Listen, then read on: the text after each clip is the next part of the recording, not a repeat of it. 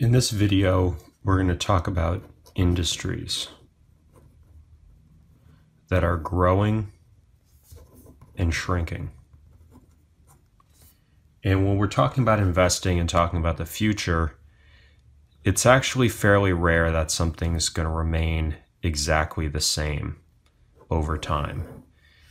It's usually going to be on some sort of trajectory up or sort of trajectory down. And this could be a 5-year span, this could be a 20-year span. Once you start getting beyond about 10 years, it gets a little bit harder to predict where things like this are going to go.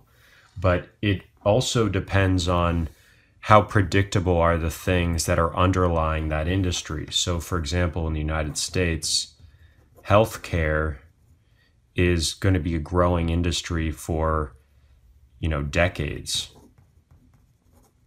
And that's because of the baby boomers who are just now going into retirement,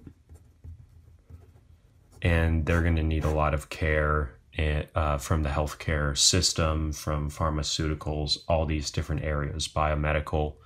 So that's an example of, you see an industry that's growing, and then you break it down and you look at, well, based on the things that I'm at least somewhat interested or don't have a huge disinclination for, what sort of occupations or jobs are available? What sort of business opportunities are available? And you start to dig into that and see what kind of money is available for those things and what the value is. And once you go even deeper, and we'll talk more about this in the next section, but you look at, well, to get to the position I want to get to, what sort of ladder do I need to climb? What is the path to getting there? How long will that take? So, related to healthcare, one of the biggest things to pay attention to is STEM. Okay, science, tech, engineering, and math.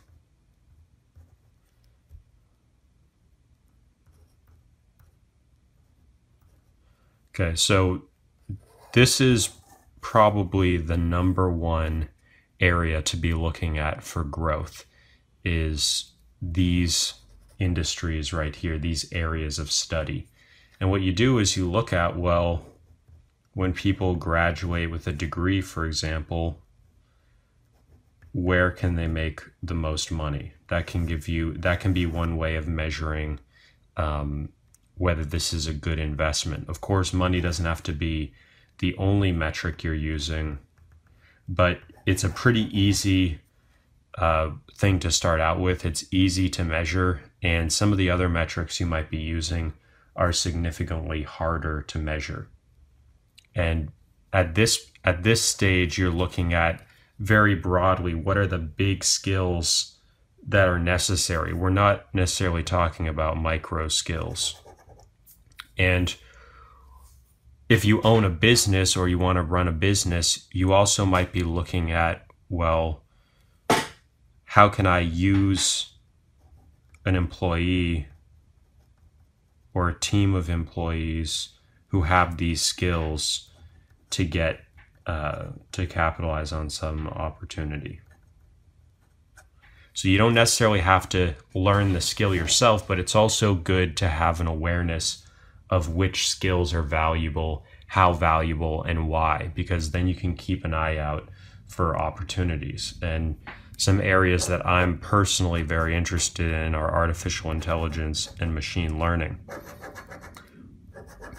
They both have applications to accelerated learning, but they're also they're just growing very quickly. And a lot of futurists, for example, Kevin Kelly, who's been a great predictor of technology in the past, says that the opportunity with artificial intelligence is on par or even bigger than the internet.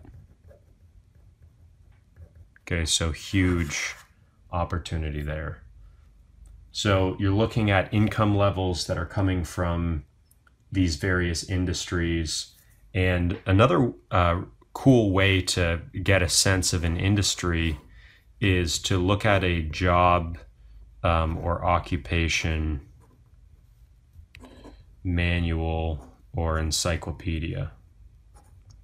They go by different names, but basically it's a book that's 300 to 500 pages long, and it has a 1 to 5 page description of each occupation or group of occupations and what they do, what the work is like, what skills make sense for those. So that's a good way to get a sense of industries. Another good way is to look at the various tax codes for different industries.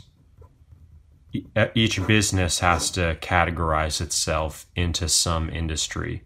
And so that gives you a complete, comprehensive look. Now, the one thing to be careful with is new industries tend to not be represented here. So this will tend to be 10, 20 years old. And so some of the newest stuff may not be in here because they may not have become their own industries yet.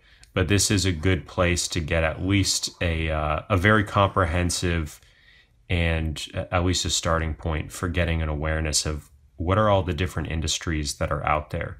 And you'll be surprised, you'll learn that there's a lot of industries that you just never thought of that are actually fairly highly developed and have a lot of sub-industries within them. So I'll be putting links in a text lecture right after this video with both of these things, so you can start to take a look at that. But this is one of those areas where keeping up to date with New York Times, Wall Street Journal, a major newspaper, and taking a look at the business section every day, looking at a site like TechCrunch, especially if you're interested in technology and entrepreneurship, it's a great place. They're always talking about trends. They're always talking about what's the hot new thing. And they're always farther ahead in the future in terms of seeing trends and seeing new stuff happening than almost anywhere else. So this is a great place to go, TechCrunch, to find that sort of news. But having some sort of website or newspaper where you're regularly getting business news, and you follow that for 6 months or a year, you're gonna be gotten up to date, and you're gonna get a lot of different stories and articles. And just by reading headlines, you're gonna start to get an intuitive sense for which industries are growing, which ones are on the decline. And with that intuitive sense, you're going to be able to pick up on new skills and identify new skills that are worth learning a lot quicker.